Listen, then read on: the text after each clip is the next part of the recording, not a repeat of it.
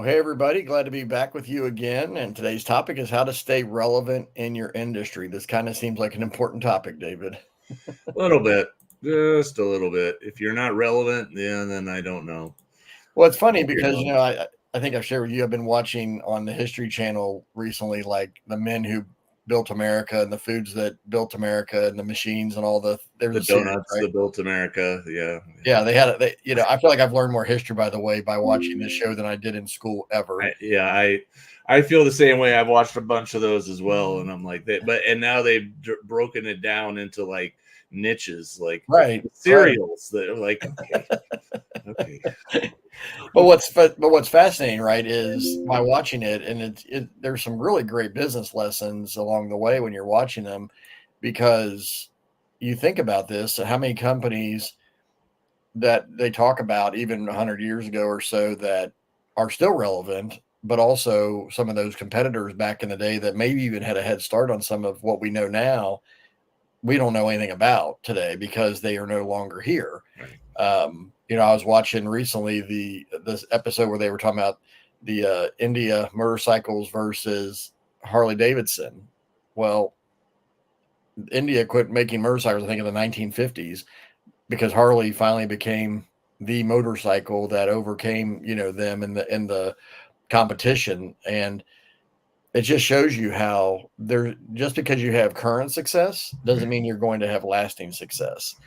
And I think Well, that's why this topic is so important today. well, all you have to do is look at, depending on how old you are, is remembering Kmart and Sears Mm-hmm. and J.C. Penney, who I think is still around, but just in a Yeah, very some of them they're hanging on by a thread. right, the very very diminished capacity. But there was a time where if you went like Kmart used to be Target level, Right.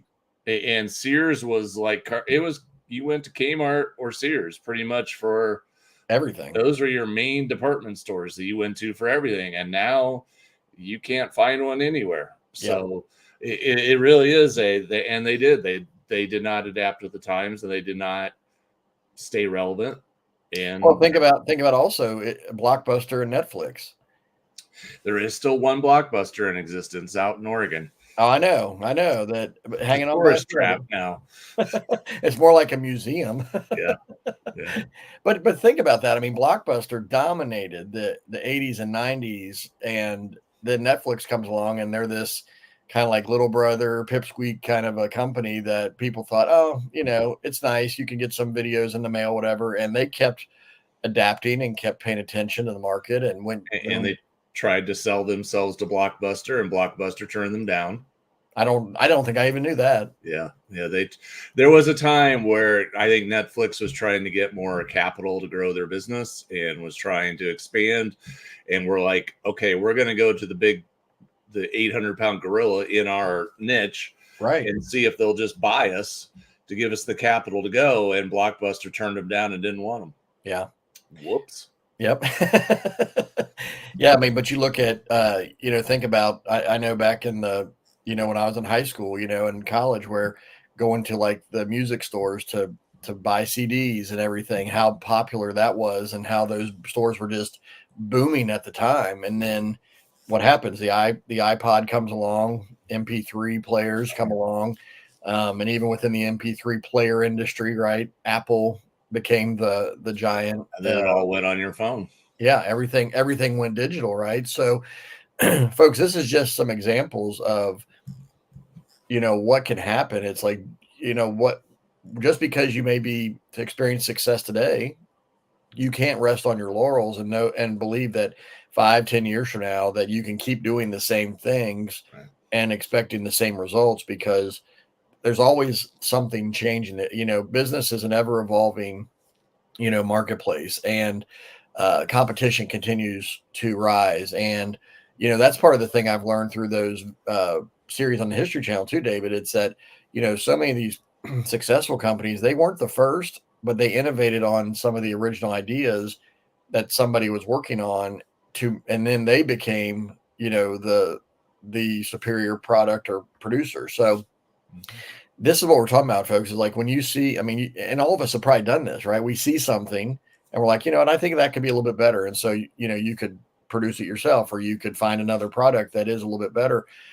That's what we're talking about. It's why new and improved, right, is so popular in the marketing space, advertising space, for even cereals, laundry detergents, medicines, all these things that have been around for ages even. But, every time they put a new flavor in a cough syrup, or, something, new. I saw the other day, there's like spiced Coke now. Coke has been a staple of, I don't think society. I would like that. Well, they've basically put it's their way of putting like new flavorings in them. Well, Right. but they've called it something new, right, to get your attention. So Coke, there's Coke Classic, right? That's the foundation. But Coke even knows to keep eyeballs on their brand and to stay relevant, they have to try some different things. And the other brands do that too. But all this is to be said is that today we're going to talk about this is what are some ways to stay relevant so that you can have a long lasting business? And I don't know, Dave, before we jump into those, any other thoughts on this topic in general? Well, I just think it's important that we bring it back to kind of like our audience here of what they're doing, of like, especially like in the coaching industry, you're creating courses, you're speaking and doing training type workshops for businesses and different things. I mean, there's this level of core skills that you have to have developed, that like there's, no matter what you're doing, there's going to be a foundational level of skills. Yeah. And if you are, a leadership coach, these leadership principles aren't exactly going to change over time. Right. The core of them is always going to be what they are, because Right. they're foundational truths. And Right. if you're doing it today, or if you're doing it 100 years from now, those core foundational truths are still relevant. Right. But what's going to change is the application of them. Right. And the new ways of presenting them, the new ways of implementing them, the new ways of understanding them are going to change. And those are things that, in our first topic here, it's just learning and developing your skills, that continuous process that, if you want to be the person who's the expert, if you want to be that coach who knows how to help, you got to be continually feeding yourself. You got to continually be coming up with new ways of, how do I do this? Yeah. Is there a better way? Because you think about it, when we look back at even like on some medical things, and the ways that they used to treat certain ailments, if you look like 100 or 200 years ago, we now look at those as like crude. Right. Now they're still trying to do the same thing. They're still trying to achieve the same result, but the methodology has changed dramatically. Right. And I even think, we're going to end up 100 years from now, we're going to look back on today as like, wow, radiation and chemotherapy to kill cancer, that was so brutal. Right. Because what it does to people. The impact that it just, you almost kill the person to save the person. And it's like, yikes. Yeah. That's rough. Yeah. And they're going to, 100 years from now, they're going to look at us as like barbaric in the way that we are attacking this. And so it's the application. And as you're going out into the world and learning how to teach, how to coach, how to share your knowledge and expertise, it's all these application points. How do I communicate this? And even, we talk about a lot, I go to the gym, and I restarted with a trainer here recently that I used to have 5 years ago. He came back, and I even was joking with him that we're not going to do those exercises again, are we? And he even laughed. He goes, "No, I've actually learned a lot of new things since then, and I don't do it that way anymore because I hated what we did that day." Now he's torturing you in fresh new ways. Now he has all new ways to destroy me. So, but that's part of the journey, right? Well, and it's interesting because as you're talking about that, I'm thinking about actually a childhood friend of mine. He does speaking and presentation training in corporations, and I follow him on social media and see what he's doing. And he, with COVID, right? I mean, he'd been so used to doing all these in-person workshops, and he would fly around the country or, even across the world sometimes. And I remember watching him talk about, him doing like overnight presentations on Zoom from his home office to companies in Asia. Oh, wow. No. And so think about and so even for somebody who teaches presentation skills, he had to modify and up level and change his own way of presenting in a virtual space from because it is different. Like, it's I love being in the room with people, but I also love the reach of doing this, right? You and I are an hour or so away from each other, but we're able to have this conversation Right. right now. We could do the same thing with somebody across the country, across the world. That's amazing technology, but it also requires new skills. It requires new approaches to how we do things. People that have never done this type of a thing before, they have to learn the technology. They have to learn, like, maybe it's screen sharing to show a PowerPoint presentation. Maybe it's, how do you find ways to engage your group or the audience that's watching you? All those things are there. Those are that's what's coming to my mind is as technology changes, as the world changes in so many different ways, if you're a coach and you're only used to coaching people sitting, across the room from them or across the desk from them, and you're limiting yourself, right? It's not that you can't do that, but what happens if another type of a COVID type of an incident occurs, right? We all saw how disruptive things were. But if you can say, you know what, I've adapted and now I do Zoom calls or I do telephone coaching or whatever it might be, now, Right. Well, that's a big one that everyone went through in the last few years is sure. like, how do you adapt when things like that happen and the whole world gets flipped? Yeah, so that's not even like a market issue. So I mean, it was, but it was an external Global. factor, right, Right. that affected every business and every Right. market. So this is why it is important, and really like studying trends. Like for instance, here, David, with our Design Launch Grow program, we have it's a hybrid of video teaching and Zoom calls and community calls. And so trying to figure out like what is the best for our members so that they get the training, but also in an efficient kind of on the go or on demand way with the video training. But we're also still showing up personally on our weekly calls to help people. So as a coach, many times you can actually simplify your own life, your own business by recording some trainings Right. and then showing up for Q&A and coaching sessions. So that is a different approach than what many in, generations past, especially, pre-internet, time frame that you couldn't have just said, here, watch this video series or course, and then we'll have a call. Well, and I think that's really important what you just said, because what you're saying here essentially is you could teach the core truths and the core principles in your videos. Hmm. So if someone wants to learn the core truths and principles, here's a video. It's right here. Go watch it. Now, as far as the application to your life, as Hmm. far as like what does this mean in terms of what how do I implement it in my own life? How do I apply it to my specific circumstances? That's why we have the calls. And Yeah. that's why we then can say, okay, you get the principles, and now here's the application. And we Yeah. will help customize the application for Mhm. them, which is why it's just a lot of way of how we've been able to stay relevant in what we're doing because of custom that application piece. It's Mhm. not just that you're getting a course with 20 videos in it that says here's what to do, and then you're Mhm. going, but I don't understand how that applies to my specific situation. We've adapted it all. Well, even I'll say it's probably been 6 or 8 months ago. I had purchased a video editing course that how to use a specific editing tool, and probably about 3 or 4 months after I bought it, the woman who created that course, she sent out an email and said, "Hey, I've recreated the course because things have updated in the system, the platform and everything." And so for her, she could have just kept taking everybody's money with her previous version, but guess what? She got to relaunch and re-promote and, reach new people, but also help her current customers who had bought the course feel even better that, hey, I don't even have to pay for this. I just know when I log in next time, I'm going to have better videos and Yeah, better the training. updated So versions. yeah, so that update was huge, especially when technology, right? I mean, I know you've looked at different trainings about advertising and different things. Like things change so fast, and Right. things you knew like the back of your hand just even a short while ago. You're like, wow, things have changed. The platform changes.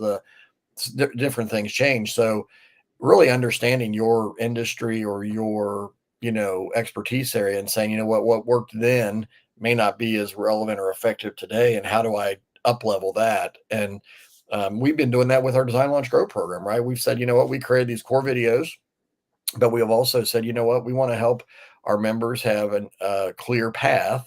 And so we create these roadmaps, these success paths, we call them, to are you a coach, a course creator, or are you a trainer? And we're building those out right now to help people know step by step, rather than trying to just even sort through a muddled, group of trainings. We're trying to help people. And so for us, we're keeping an eye on that on our program so that we can benefit those and take that to another level. So it's constantly that just paying attention to what's going on and who you're serving and how you can best help them. So, but it takes that continually learning new skills. And David, when I was an intern as a youth pastor back in college, I had a guy tell me, like, don't stop learning, like, remain teachable, be teachable always. And it was kind of one of those things where I'm like, okay, I heard it, right? I was 20, 21 years old, but I really understand the value of that the longer I've gone in my life, because, well, what if you just leave college, let's say, and you say, okay, I know it all, I'm done, I don't have to learn anything else the rest of my life. Well, that's a long time to not up level your skills and Well, understanding of yeah, networking. and you're gonna get stuck Mhm. because everyone has skills up to a point. Right. Right.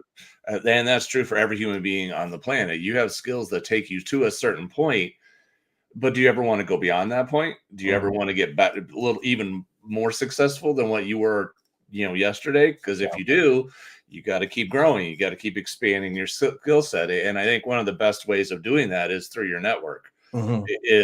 And this is like I always remember, like the last mastermind I was a part of, the thing that I got the most value out of wasn't because we would come down once a quarter and we would all get together and there'd be people brought in as speakers and other people presenting things.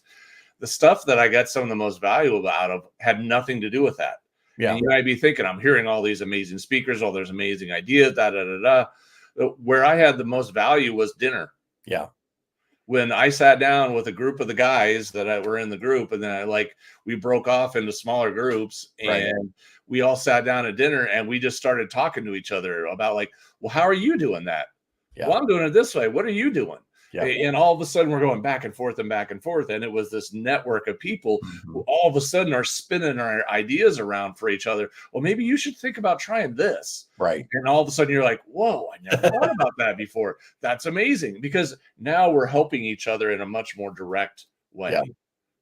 Well, and this whole building your network is so important. I mean, Jim Rohn is given credit for saying it, but we become like the average of the 5 people we spend the most time with. So if you want to up level your business or your life, you need to up level your network. And to your point, put yourself in the space, in the room, in the environment with people that are going to stretch you, challenge you, give you fresh perspectives, because it's so easy. We're in essence, I mean, I think as human beings, we're very tribal in our thinking, right? Like whether it's family oriented, our community, nationally, whatever. But when it comes to business, when it comes to developing, strong business, we have to think about who can also give us different perspectives, who can see things differently, because, I've seen this time and time again, David, where I'm in a new group and I'm getting a lot of those ideas and things are great. And then all of a sudden it's like you kind of hit this point where you're like, I don't feel like I'm learning anything. I don't feel like I'm being challenged. And it's not that these people are bad or anything. I mean, they've been very valuable, but I need to get into a different room. I need to get into a different space and get some different ideas. And some of the best ideas that I've, ever discovered and learned came from switching, that network. And so it's not just a one and done thing, and it doesn't mean you like leave people behind and say I'm never talking to you again necessarily. It's just saying for the purpose of my growth and my business development, I need to move, kind of go down the hall to a different room for a while and learn from these people. Well, and it gives you different perspectives. It gives you Hmm. different people who, you have, because it's when you're around those same people over and over again, you hear the same stories. You're like, Hmm. oh, I did this. Yeah, okay, I got it. I know what you did. And it's not that it's bad. It's just like, okay, and that's great. And that helped me go from here to here. Right. But now I'm kind of stuck at that spot and not going any further. And there is this, it's an amazing journey of life that you can go through if you're really willing, which is you're constantly meeting new people, you're constantly getting fresh feedback, you're constantly learning new ideas, approaches, new ways of doing things. And all of a sudden you're like, you have this amazing skill set Right. that's been developed because you've allowed yourself to be taught, directly or indirectly by a lot of people who are also very gifted in that area that you're in, and you're helping each other grow, helping each other develop, and that just becomes an incredible gift for you. And then you to your clients, to your coaching clients, to the people you're doing workshops with, to the people who are watching your courses, they're like in awe because you've been spinning around this circle of all these other experts in your space, and they're all now sitting there in awe of how much you actually know. Well, I even think about it. I remember hearing the story years ago of Chick-fil-A learning a lot of their hospitality things that they do now as a regular practice from the Ritz-Carlton and hotel, and looking at the, I can see that, where they said, like, when you go to a Chick-fil-A, not that many people would go into a Chick-fil-A restaurant anymore. they just go three loops around the building in about a 5-minute pace. I told you I did that here last year, and my wife went on the app, filled it out. Oh yeah, and we went and sat down at the table, and they brought us our food within like a minute. And I was just like, because we were on the road traveling. And we needed a break. We needed to get out of the car and stretch our legs and have a few minutes of not sitting in the car. Right. And so we actually went in, and their service was absolutely incredible. They started putting like flowers on the table. They started they started putting QR codes on the table. There's actually a new entertainment venue here in our community that there is no servers. You just have a QR code to scan for your menu and order. You pay for it right there, and then you get a notification, and there's a space to go, walk up at, out or just outside the kitchen to grab your trays of food. And it's a very high end kind of an entertainment place for adults to, primarily, but it's innovation, right? And a lot of the things that the owner learned about what he wanted to build here, he said, I was, he does a lot of world traveling too, but he's like, things he picked up along the way, he was just taking notes, as he traveled in Las Vegas and places where he was like, what gets people this great experience? And so putting yourself in different spaces, connecting with different people, that's what we're talking about. That network is so huge. And, I think I heard Dan Kennedy one time talking about, when we get so tunnel vision, like for Chick-fil-A, for instance, if they only networked with the McDonald's or the Arby's or the fast food industry in general, they're all going to have kind of groupthink about how fast food works. But if they go to the Ritz-Carlton or they go to some other business and they see something in a different industry or a different way of doing business, and they think, well, how can I apply that idea to my store? Like all of a sudden it changes. So, looking outside of your industry, connecting with people that are not just in the same boat as you are, so to speak, right, all the time. I look at it this way, David. I've got a leadership coaching program where I have one group that I call my public group which is made up of leaders from different businesses, industries, doing what they're doing. But then I also have the same program I'm running with inside a company. Well, guess what? The public group, they bring a variety of ideas to each other. They don't all do the same business. They share things that are like, have you thought about, this or that? Whereas inside the company, right, they're living in that world all the time. So they're not thinking outside the box of their world. They're maybe helping each other, but it's still it's more limited, I'll say. So finding those networks of people where you're saying, look, and I think that's one of the benefits of our Design Launch Grow program as well, as people coming from different backgrounds and perspectives and seeing things and hearing things differently. And we've seen people have success stories because they heard one idea from somebody else in the group going, and what if I tried that in my own? And I think that's incredibly important, as there's not, and this is something that we are always teaching our people, is that there's not just one way of doing this. There's not only one path. There are multiple paths that you could be successful on. You need to find the one that works best for you, the one that you're the most comfortable with, the one that you feel the most confident in, because that's the one you'll actually do. That's Right. the one you'll actually continue pursuing. It's the one you'll stay with. And if you aren't there, Hmm. and you're not in a place where you're like, hey, yeah, I don't feel good about that, then you won't do it. And this is why, adapting and innovating is so Yeah. important, because especially as a coach, you got to recognize that in your client. Hmm. You got to recognize, okay, this person is never, if I only have one path to help my Hmm. client get better, Hmm. and the client hates that path, and the Yeah. client is not good at that path, and they're not wanting to do that path, guess what? The client's going to quit. Right. They're just going to bail, and they're going to say, yeah, this isn't for me. Well, you're forcing a square peg into the round hole thing, right? Like, Correct. and that's what we really do want to help people with, is realizing what is that best fit, what is most natural to you, Right. how do you want to do this? Because people need that, right? People need to see alternatives. We're not all the same, right? And Right. and I think here's That's here's something huge.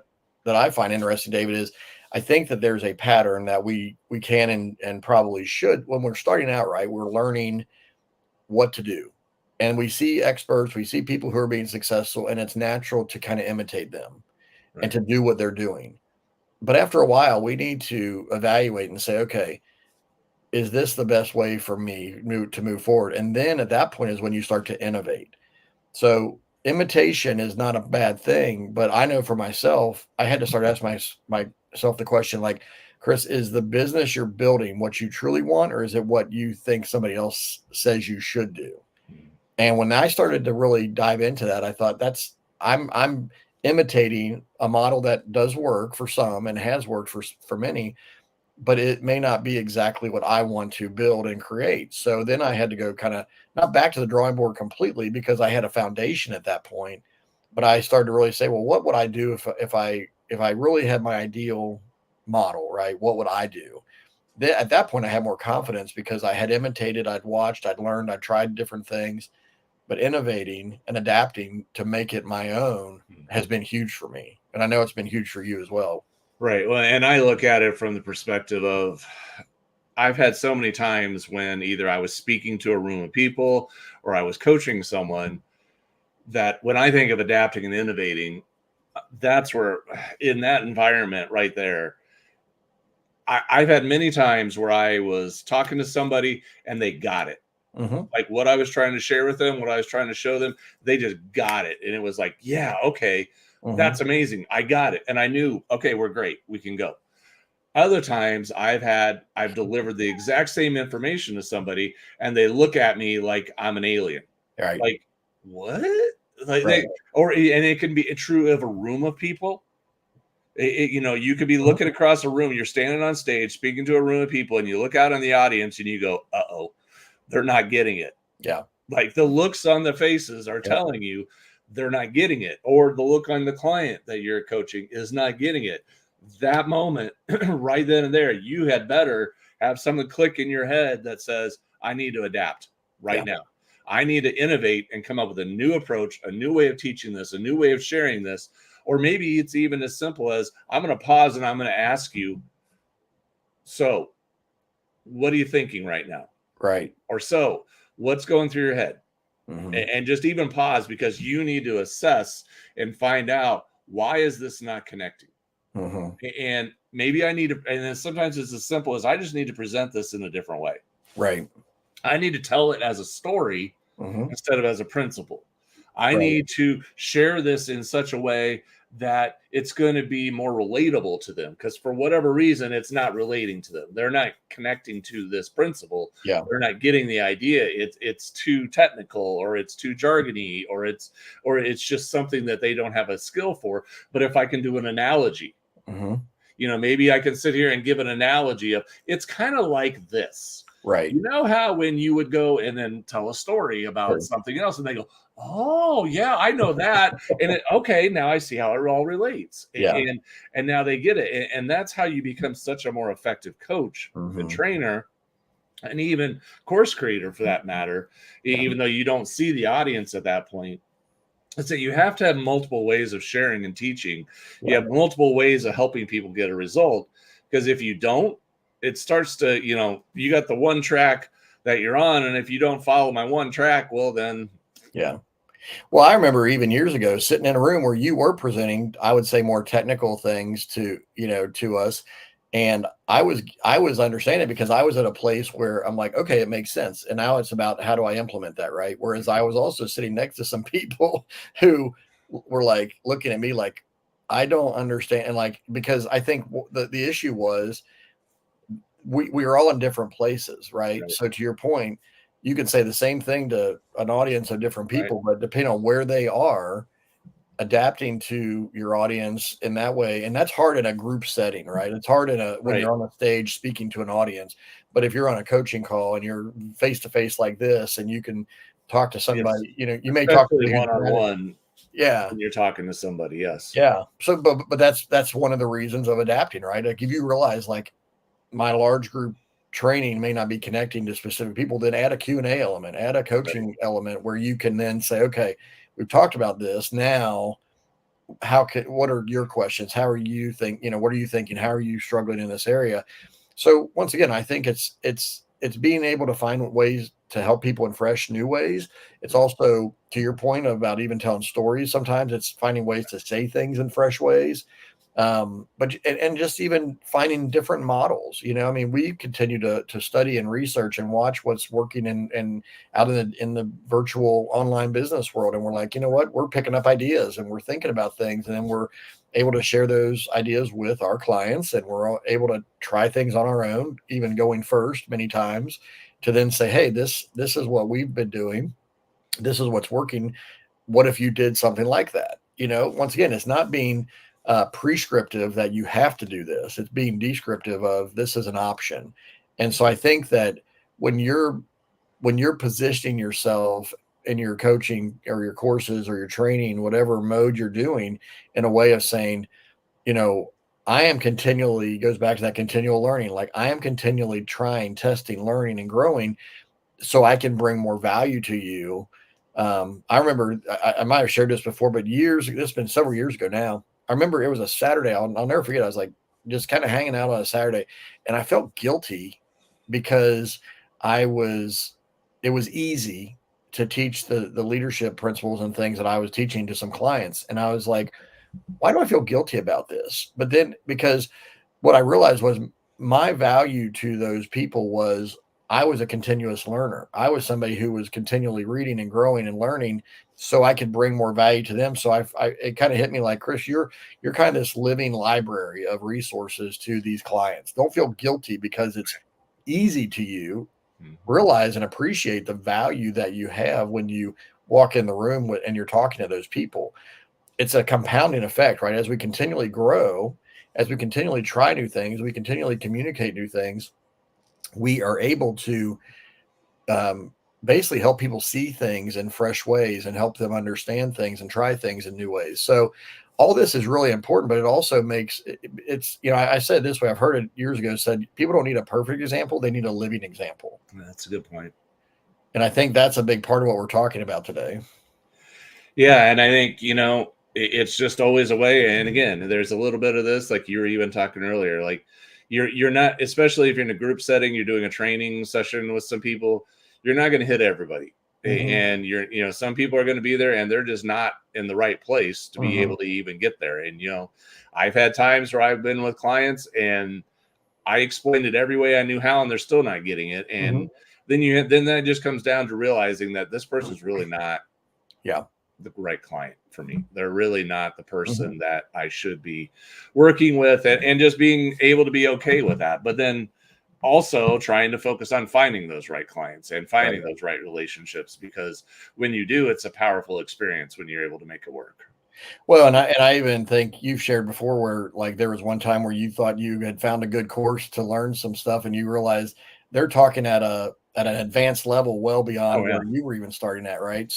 right. So we've been on the receiving end of that as much as the giving end of that. And so that's why this is such an important topic, folks, is we need to make sure that we're, to your point, David, finding people that are in the space and the place and their journey that we can truly help them and they are in the right room and sometimes that's not right. Sometimes that's that's just not reality, and so we're not for everybody. So we have to find the ones that we are for, that we can really help.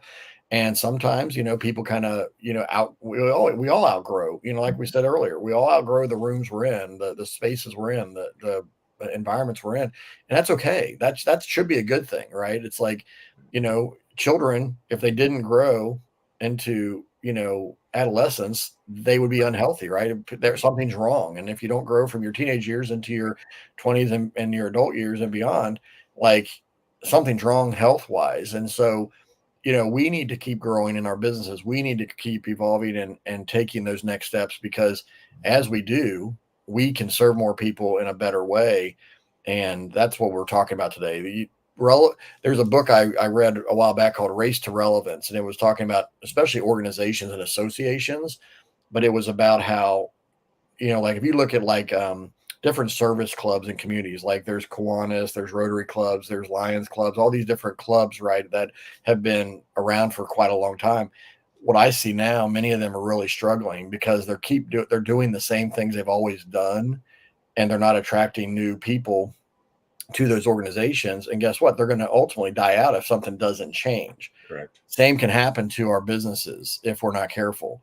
We need to do the work to remain relevant, to be valuable to people. So however that looks for you, that be mindful of that, folks. So, and if we can help you in any way, we'd love to have you join our Design Launch Grow program, because these are the conversations we can help you with. These are the things of really asking you the questions of, what is connecting with your clients, what isn't connecting, how are you trying to reach new people, and what's working, what's not working, and even, whether it's the technical aspects of things or whether it's the strategic, which is often the biggest issue, is once again being innovative and adapting. Check out designlaunchgrow.com. We'd love to have you join the program so we can help you with our training videos, our weekly coaching calls, and putting you in that community of supportive, like-minded entrepreneurs who are really trying to make a big difference in the world. So check that out. We'd love to have you join us. And until next time, we hope you have a great day, great week, and we'll see you soon.